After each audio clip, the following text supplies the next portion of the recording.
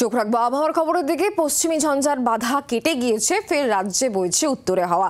রাজ্যে ফের পারদ পতনের সম্ভাবনার কথাই জানিয়েছে হাওয়া অফিস। আগামী 48 ঘন্টায় তাপমাত্রা বেশ খানিকটা কমবে বলে জানিয়েছে হাওয়া অফিস।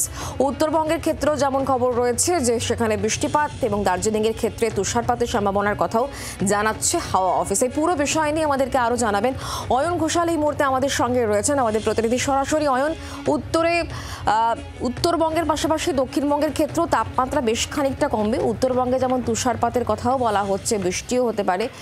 গোটা রাজ্য জুড়েই তাহলে তাপমাত্রা কি বেশ খানিকটা কমে যাবে? সেটা কতটা?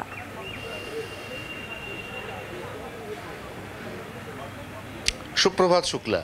এখনো পর্যন্ত আলিপুর আবহাওয়া দফতরের যা পূর্বাভাস, সিকিমের যে লাচুং, সেই লাচুং প্রদেশে বিগত 24 ঘন্টা ধরে লাগাতার তুষারপাত হচ্ছে, যার একটা প্রত্যক্ষ প্রভাব দার্জিলিংয়ের উঁচু জায়গাতে আজকে রাতের মধ্যেই পড়তে চলেছে। অর্থাৎ দার্জিলিং তার উঁচু পার্বত্য এলাকা আজকে রাতেই তুষারপাত দেখতে চলেছে, এমন সম্ভাবনা প্রবল।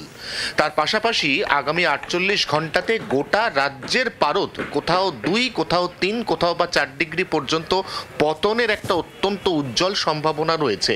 সেক্ষেত্রে কলকাতা শহরে রাতের তাপমাত্রা আগামী শুক্রবার 12 বা 13 ঘরে নেমে যেতে পারে, যেটাকে বলা হচ্ছে বিদায়ের আগে আনুষ্ঠানিকভাবে একটা শেষ ভেলকি দেখাতে চলেছে শীতের এই চলতি মরশুম।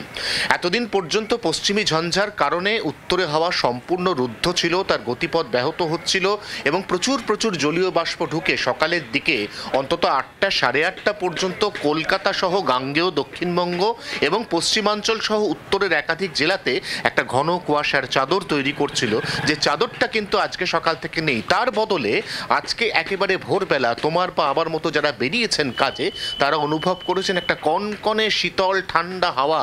এটা কিন্তু ক্রমাগত বয়ে যাচ্ছে শহর কলকাতা সহ গোটা পশ্চিমবঙ্গের ওপর দিয়ে, যার প্রভাবে ইতিমধ্যেই পুরুলিয়া, দুর্গাপুর, আসানসোল, বাঁকুড়া, ঝাড়গ্রাম এই সমস্ত জেলার তাপমাত্রা অনেকটা নেমে গেছে।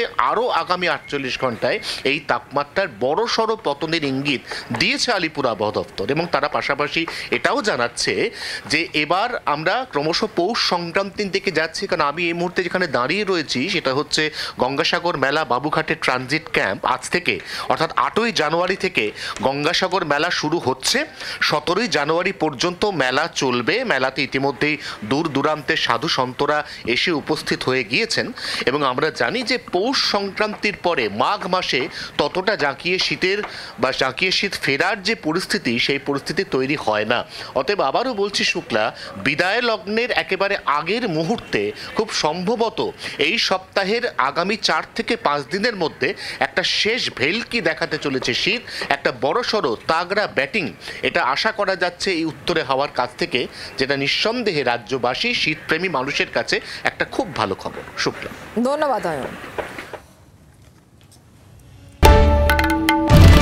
বাংলার আওয়াজ, বাঙালির আবেগ, জি 24 ঘন্টা।